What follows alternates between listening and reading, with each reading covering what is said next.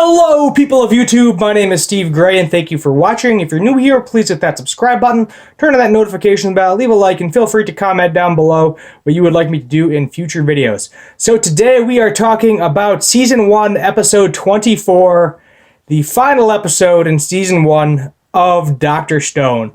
And it is a bittersweet ending. It was beautiful. It was sad.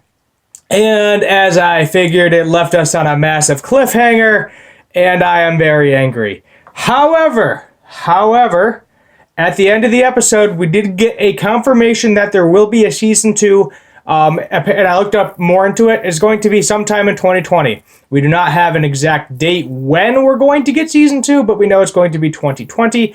My guess is, I believe this started in, I want to say it was either July or August, so I'm assuming, well, about the same time, probably July or August, we will get Season 2, and finally get the battle, the Empire of Might versus the Kingdom of Science, finally get that beautiful battle going on. So, in the beginning of this episode, the cell phone is complete. However, Senku forgot to mention one little thing, one little itsy bitsy teeny weeny problem.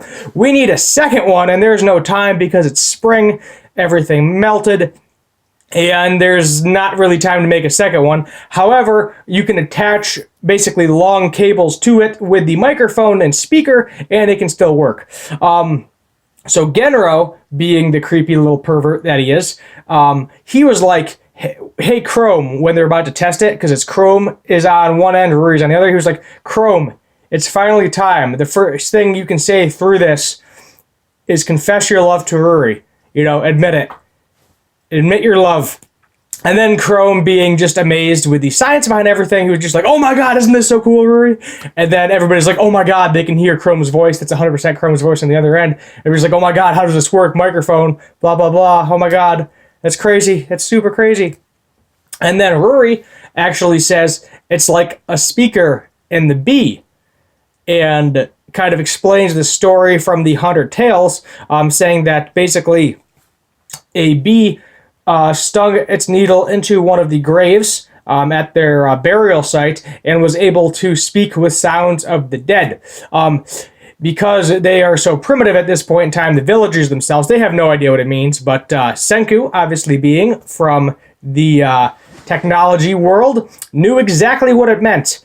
He knew that it meant that there was some sort of record or some sort of voice thing inside of the tombstone. So he went to Byakuya's gravestone.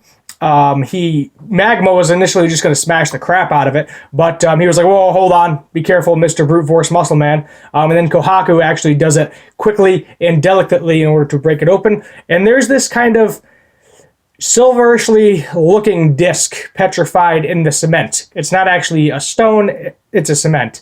And then Senku dips it in some acid, so that way he can get the tin foil, aluminum foil off of it, and it's a round glass disc with a hole in the middle of it. And there's a bunch of grooves on it.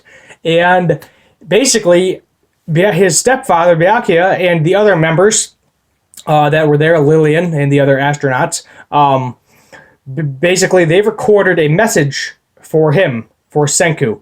And his dad is basically saying, oh, I don't know how many thousands of years later, I hope you hear this message. There's something I really want to tell you. And he's like, oh, but you don't want to hear all this kind of touchy-feely stuff, do you? And then Senku's like, oh my god, my old man's actually got it, which I thought was pretty hilarious.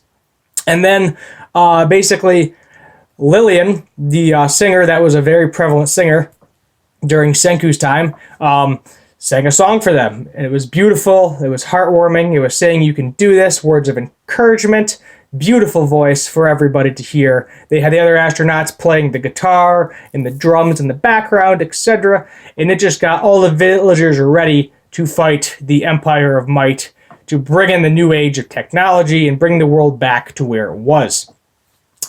In the meantime, there's a little bit of a cutaway, and we get to see Tsukasa and the Empire of Might. There's a couple of new characters. I did check them out. They are in the character wiki, but we don't actually get their names yet, so I'm not going to tell you what they are. If you want to look it up, feel free to look it up for yourself.